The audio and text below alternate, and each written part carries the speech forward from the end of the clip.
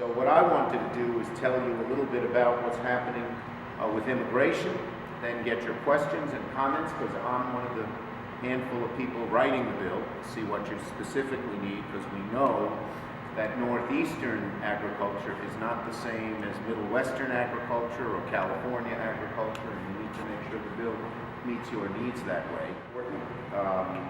We have 35,000 farms in our state with sales of $5 billion.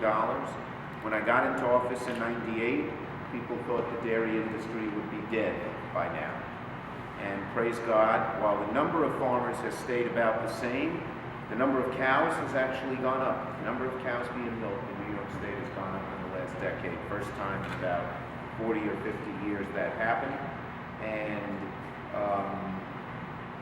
but we still have a problem. 1,700 dairy farms in the New England states and New York are still highly vulnerable to bankruptcy because of one reason.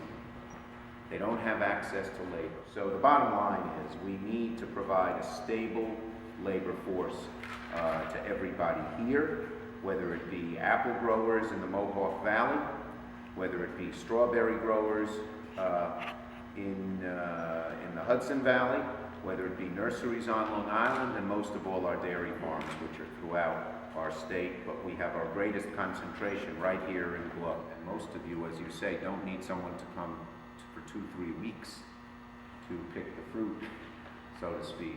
This is year-round labor, because you need to milk cows all the time, and you need to do all the work that involves all the time.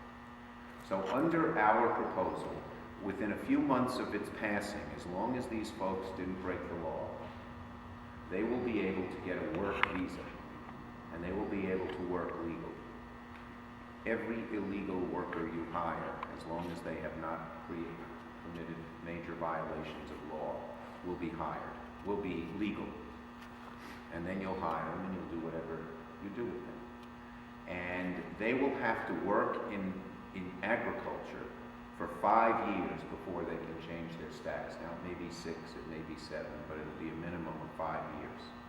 And then they will be able to apply to become some kind of legal citizen here in the country. That should relieve your burden over a relatively,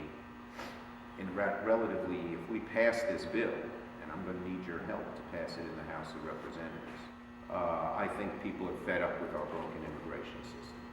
And most people who say just send all the illegal immigrants home realize that's an impossibility. Furthermore,